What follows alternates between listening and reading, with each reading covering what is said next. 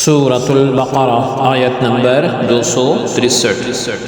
اعوذ باللہ من الشیطان الرجیم، بسم اللہ الرحمن الرحیم۔ قول معروف ومغفرۃ خیر من صدقۃ يتبعها أذى والله غني حليم۔ لفظ ترجمہ ہے قول بات، معروف اچھی وا، اور مغفرت معاف کرنا، خیر بہتر، من سے صدقۃ صدقہ، یتبعو پیچھا کرے، ہا اس کا اذا تکلیف سے، وا اور اللہ رب العزت، غنی بے پرواہ، حلیم بردبار۔ با محاورہ ترجمہ ہے سائل سے نرمی کے ساتھ گفتگو کرنا اور درگزر کرنا اس صدقے سے کہیں بہتر ہے جس کے بعد اس کے دل آزاری ہو، اور اللہ رب العزت بے نیاز بڑا حلم والا ہے۔ آیت کی تفسیر میں فرمایا گیا قول معروف و مغفرۃ خیر، اچھی بات کہنا اور معاف کر دینا بہتر ہے۔ اگر سائل کو کچھ نہ دیا جائے تو اس سے اچھی بات کہی جائے اور خوش خلقی کے ساتھ جواب دیا جائے جو اسے ناگوار نہ گزرے، اور اگر وہ سوال میں اصرار کرے یا زبان درازی کرے تو اس سے درگزر کیا جائے۔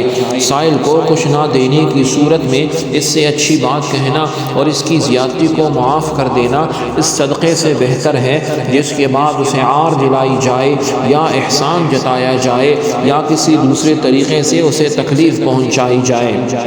پھر آگے ارشاد ہوا واللہ غنی، اللہ لاپرواہ ہے۔ آیت کے آخر میں اللہ رب العزت کی دو صفات کا بیان ہوا کہ وہ بندوں کے صدقات سے بے پرواہ اور گناہگاروں کو جلد سزا نہ دے کر حلم یعنی برداشت کرنے والا ہے۔ اس آیت میں ہمیں یہ نصیحت ہے کہ رب العزت غنی و بے پرواہ ہو کر بھی حلیم ہے کہ بندوں کے گناہوں سے درگزر فرماتا ہے، اور تم تو ثواب کے محتاج ہو، لہٰذا تم بھی فقراء و مساکین اور اپنے ماتحتوں کی خطاؤں سے درگزر کیا کرو۔ حلم سنت الہیہ ہے اور سنت رسول صلی اللہ علیہ وسلم ہے۔ کیسی پیاری باتیں ہیں جو قرآن نے ارشاد فرمایا۔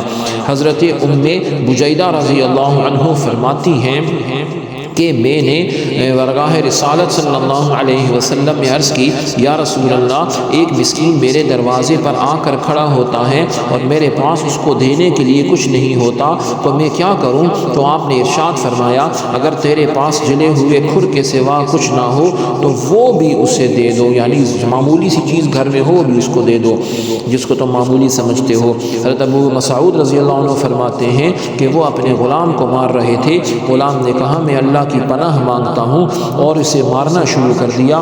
غلام نے کہا میں اللہ کے رسول کی پناہ مانگتا ہوں، تو انہوں نے اسے چھوڑ دیا۔ آپ علیہ السلام نے ارشاد فرمایا خدا کی قسم اللہ تم پر اس سے زیادہ قادر ہے جتنا تم اس پر قادر ہو۔ ابو مسعود رضی اللہ عنہ فرماتے ہیں کہ پھر انہوں نے اس غلام کو آزاد کر دیا۔ حضرت ابو سعید خدری رضی اللہ عنہ سے روایت ہے آپ علیہ السلام نے فرمایا جب تم میں سے کوئی اپنے خادم کو مار رہا ہو اور وہ اللہ رب العزت کا واسطہ دے تو اس سے اپنا ہاتھ اٹھا لو۔ اور نبی کریم صلی اللہ علیہ وسلم اپنے خدمتگاروں سے کیسا سلوک فرماتے تھے اس کی ایک مثال ملاحظہ فرمائیں۔ چنانچہ انس رضی اللہ عنہ فرماتے ہیں کہ آپ رسول اللہ صلی اللہ علیہ وسلم مدینہ منورہ میں رونق افروز ہوئے تو آپ نے کوئی خادم نہیں رکھا ہوا تھا۔ میرے سوتیلے والد طلحہ رضی اللہ عنہ نے میرا ہاتھ پکڑا اور مجھے لے کر آپ صلی اللہ علیہ وسلم کے سامنے حاضر ہوئے اور عرض کی یا رسول اللہ صلی اللہ علیہ وسلم انس سمجھدار لڑکا ہے اس لیے یہ آپ کی خدمت گزاری کا شرف حاصل کرے گا۔ حضرت انس رضی اللہ عنہ فرماتے ہیں میں نے 10 سال تک سفر و حضر میں آپ علیہ السلام کی خدمت کرنے کی سعادت حاصل کی، لیکن جو کام میں نے کیا اس کے بارے میں آپ نے یہ بھی نہیں فرمایا غلط کام کر کہ تم نے یہ کام اس طرح کیوں نہیں کیا، اور جو کام میں نے نہ کیا اس کے بارے میں آپ نے یہ بھی نہیں فرمایا فرمایا کہ تم نے یہ کام اس طرح کیوں نہیں کیا۔ اللہ رب العزت ہم سب کو نرمی اور شفقت نصیب فرمائے۔ سبحانک اللہم و بحمدک، اشہد ان لا الہ الا انت، استغفرک و اتوب الیک، وصلی اللہ تعالی علی خیر خلقہ محمد وعلی آلہ و اصحابہ اجمعین برحمتک یا ارحم الراحمین۔